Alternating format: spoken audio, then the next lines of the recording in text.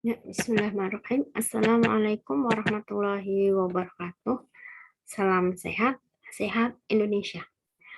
Pada kesempatan ini, Ibu akan sampaikan terkait dengan penyakit akibat kerja untuk subtopik tugas pokok sarjana K3 dalam diagnosa penyakit akibat kerja di tempat kerja. Apa tugas dan fungsi sarjana K3 di perusahaan? Sarjana K3 di perusahaan mempunyai beberapa peran penting, di antaranya kegiatan yang dilakukan yaitu tindakan promotion, prevention, surveillance, dan penyelenggaraan klinik. Sarjana K3 di sini akan bekerjasama dengan dokter perusahaan dan para medis perusahaan. Jadi nanti di dalam perusahaan itu ada dokter, ada para medis. Nah, K3 di sini menjadi salah satu bagiannya di dalam suatu pemeliharaan kesehatan di tempat kerja. Selanjutnya, sarjana K3 ini mempunyai peran membuat laporan, di mana laporan ini meliputi pembuatan hazard risk analysis ya.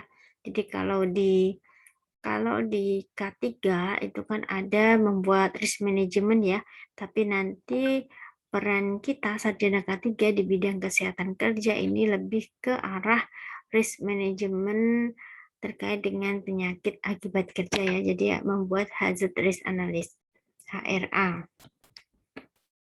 Kemudian tugas dan fungsi lainnya berdasarkan regulasi Permenaker nomor 4 tahun 1995 pasal 6 di sini disampaikan bahwa ahli K3 atau dokter pemeriksa di PJ K3 bertugas melakukan pemeriksaan dan pengujian pelayanan kesehatan. Jadi sarjana K3 ini mempunyai keahlian di bidang K3 yaitu petugas P3K. Jadi nanti ahli K3 selain sebagai ahli K3 umum ya, selain dari sarjana tadi mempunyai kompetensi sebagai ahli K3 umum, juga mempunyai kompetensi keahlian dalam bidang petugas P3K. Dan ini harus melalui pelatihan. Pelatihan di mana? Pelatihan yang bersertifikasi dari Kemnaker.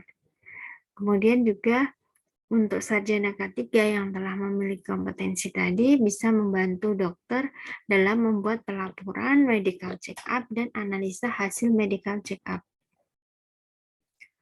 Kemudian secara jabatan fungsional kesehatan kerja, sarjana K3 ini mempunyai peluang untuk menjadi pembimbing kesehatan kerja dan bisa mendapatkan nilai angka kredit. Dan ini diatur di Permenpan nomor 13 tahun 2013. Nah, untuk sarjana K3, tugas di puskesmas, tadi di perusahaan ya, selanjutnya di puskesmas, ini mempunyai beberapa peran. Satu, sebagai pembimbing K3 dalam mencapai pekerja yang sehat dan selamat. Dua, melakukan identifikasi bahaya dan analisa resiko untuk pembuatan HRA dan JSA.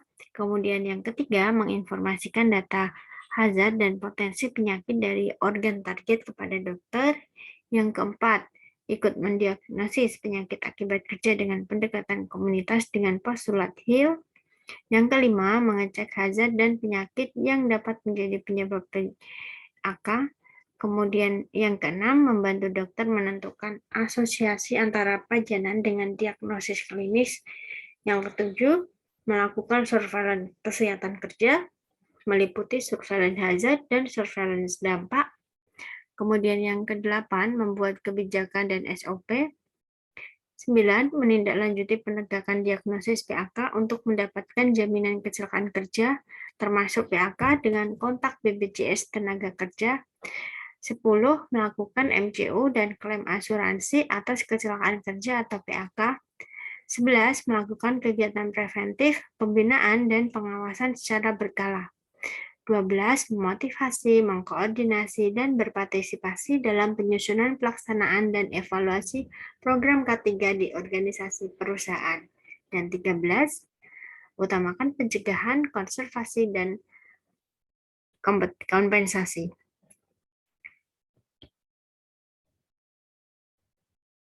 Selanjutnya, tugas dan fungsi sarjana K3 di rumah sakit. Di sini sarjana K3 di rumah sakit mempunyai jabatan fungsional kesehatan kerja, di mana diatur di Permenkes nomor 56 tahun 2016 terkait dengan penyelenggaraan penyakit akibat kerja di tempat kerja, dan diatur di Permen Keuangan 141 tahun 2019 dalam pengelolaan dana insentif daerah.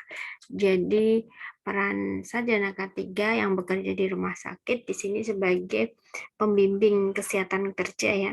Otomatis sama halnya seperti di Puskesmas harus mempunyai kompetensi yang bersertifikasi.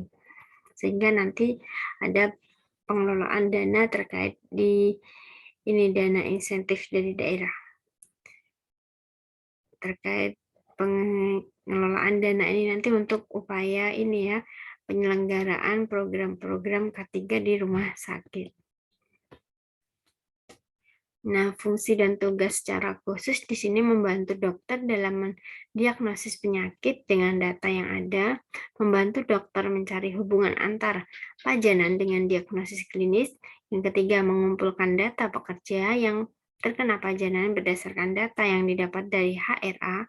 Yang keempat, menegakkan tanggung jawab PAK dengan BPJS Tenaga Dan kelima, melakukan walkthrough survei untuk mengambil data jika data HRA tidak ada. Nah, demikian tadi yang bisa Ibu sampaikan, kurang lebihnya mohon maaf. Salam sehat.